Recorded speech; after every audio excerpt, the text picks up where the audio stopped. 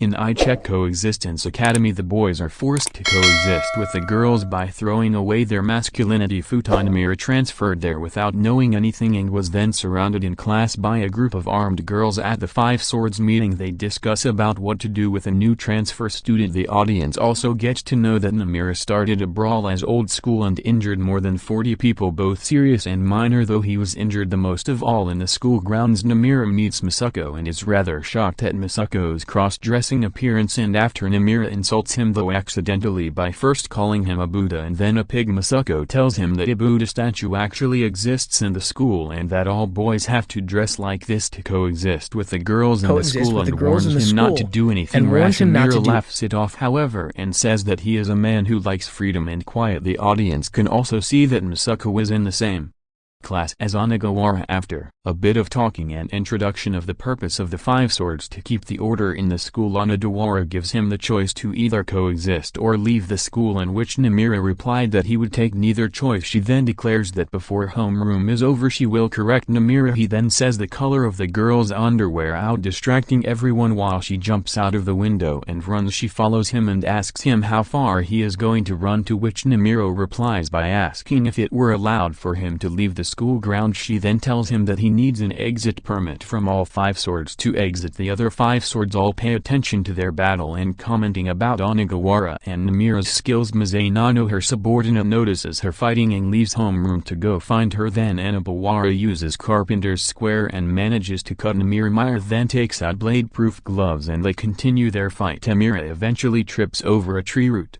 whilst Onigawara takes the opportunity to perform an outer rotation before using cycle on Namura, almost taking him out if not for him moving with shimmering cloud again and getting to the side of Onigawara, putting his hand onto her side. Onigawara congratulates him for being able to touch her, then tells him that he is done for and raises her blade, to which he says that he has a gun while she has a sword. Onigawara smiles and moves the blade down. Namira then uses the magic bullet on Onigawara, which disables her and shocks everyone watching except Amo. Then Namira explains that he modified the defective technique of a certain sword school and prevents Onigawara from taking her blade and punching him. Masanano appears in the school grounds and hits Namira on the head, which causes Namira to accidentally kiss Onigawara, breaking the left side of her mask and shocking both of them. After Namira regains his senses, he quickly moves back and argues with Mizanano about the responsibility of the kiss. Then Onigawara picks up the blade, which scares both Nimura and Masanano, who try to talk her out of killing Nimura, and declares that she will castrate him, which Namira, being astounded that she changed from correct to castrate. Later it can be seen that Onigawara is still chasing Namira and trying to slice him, although Meyer declares that he will get the exit permit. The next day in class, Namira is shown to be the center of attention whilst holding some cakes he got from the smuggler. Rumors of him possibly kissing girls when they let their guard down as rampant in the class. Nimura then calls out Saki by her underwear color, much to her embarrassment. When Namira asks her about the whereabouts of Onigawara, she seems to blame him for something, and another girl, Yui, comes forward and scolds him for being insensitive. In the next scene, a young girl walking with her smiling mother is shown, with the former wearing a demon mask and a whole scene in gray. Then it is shown that that was a dream that Onigawara had in her room. She then thinks about Namira and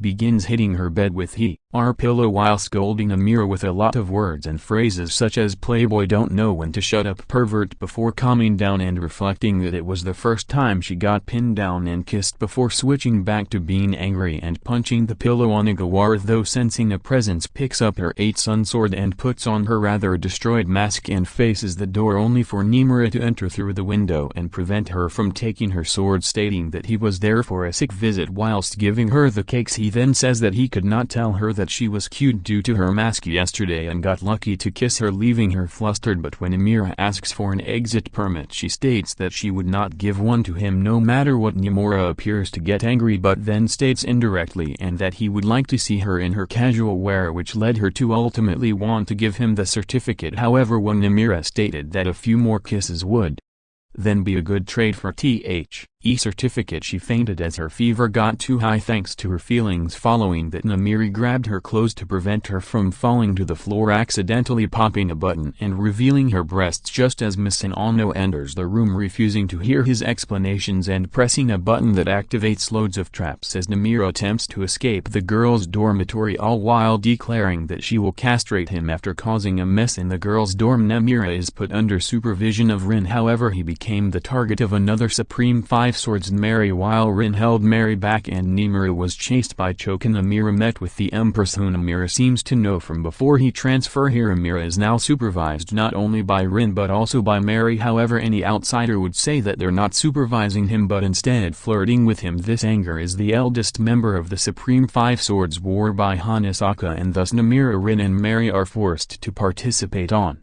Bloodsport Day, the 13th War Olympics. Thanks to Namira's efforts, the War Olympics have ended well, but Warabai isn't someone to give up so easily. She sets up a trap inviting Namira to come to the school to get his permission stamped from as a reward for his victory, but on his way he faces Warabi 34 with the help of Rin, Mary, Nano and Shoka. Namira manages to advance that is until he meets one of the Supreme Five Swords, Satori Temaban. Namira seems to have entered his popularity phase because of his great success at the War of Bimbix. The girls of the school follow him with hungry eyes, even though he spends his days as usual. Even the slightest action from him is followed by a wave of cheers. Namira himself doesn't really think much of it, but Rin and Mary don't think it's funny, but the happy times can't continue forever. One morning while his bags get checked by Rin and Mary, like always something falls out his pocket thanks to Satori's tricks. Namira's reputation is on the ground. It was Warabai who has had an eye on him since the War of Bimpixu trap. Tim inside the punishment room when Rin and Mary were out of sight. Only through acquiring Satori's pictures can Namira prove his innocence. Thinking like that, Namira starts to attack Warabai as well as Satori in a public bath for ladies. Namora is pretty disturbed by the fact that Satori isn't wearing any clothes. She still attacks him without any regard for his feelings. That's just the kind of monster she is. When Namira opened his eyes, he was in the infirmary after the battle with Satori. Warabai passed out and was brought in as well. Know nothing about Warabai and are concerned about Namira and want to visit him, running into each other on the way, and while both of them forget what they were originally about to do, they start a strange fight. Meanwhile, Warabai faces a different problem in the infirmary. This morning was Namira's worst so far. He woke up from a nightmare filled with his past clouded memories colored in the red of blood. However, his attention was soon grabbed by the upper